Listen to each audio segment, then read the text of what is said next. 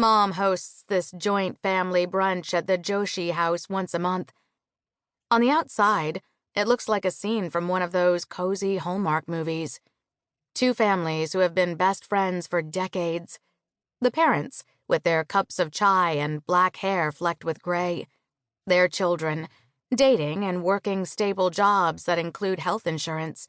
Bowls of green chutney and puffed rice are passed around. The scents of fried eggs and ginger permeate the air. A plate of jalapeno cheddar biscuits is at the center of the table.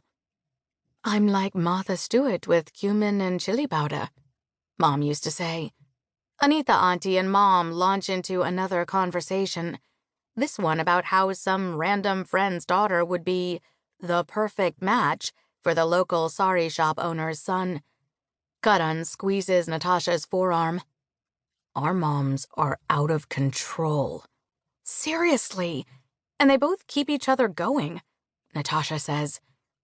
Anita Auntie always gets more talkative around Mom. "I get all the Atlanta news from family brunch."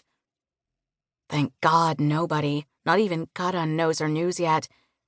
She tries to picture the way everyone will react and then how she'll feel just 24 hours from now. What if she hates living back at home? She always seems to regress to her middle school self when she's here. Maybe she's making a terrible mistake. Her dad and sister, also therapists, would tell her she's catastrophizing again. Her dad and sister would be right. "Karan beta," Mom says. "Are you sure you're eating enough?" Karan smiles and tilts his full plate toward her. "I took thirds." Mom beams, satisfied. Feeding people is her love language, but she takes it to another level with her precious Karan because she loves him, and also because he's a sign that Natasha has her life together. To be fair, Mom's not the only one who feels this way.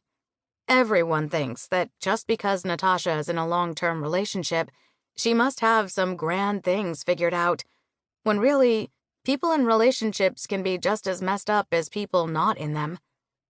Mom squeezes her hands together and says, "Ketlo dayo chokroche."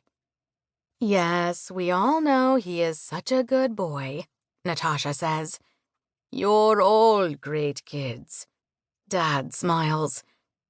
"Jiten, Uncle," Karan's dad, nods. Mom and Anita Auntie exchange grins. What is with everyone today? Natasha tries to motion to Anuj to ask him if he also thinks something's weird about the vibe, but Anuj doesn't shift his focus from the parents, who are all now laughing about the way Dad and Mom said Francis cut key when they were asked on the citizenship test who wrote the Star-Spangled Banner. Apparently, one of their friends in Bombay had pronounced the name that way, and it stuck. Dad's told this story a million times, but still gets a kick out of it. We really had no idea what we were doing when we came to this country," Dad says, laughing. He and Anuj glance at their Apple Watches. "Where are Suhani and Zach?" "Anuj, can you check on them?" "I'll do it," Natasha yelps before her brother has a chance to say anything. "I'm, going to go grab some more stuff anyway." By stuff, Natasha means alcohol. Once she's safely in the kitchen, she pours herself another mimosa the proper way, champagne with just a splash of orange juice.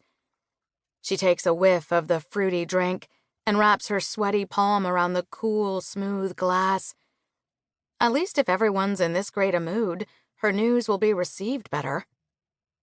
She learned years ago that timing is everything when it comes to her family. Depending on the emotional temperature of their house, the same bad report card could result in either Mom yelling or everyone giving Natasha an endless lecture about her lack of trying.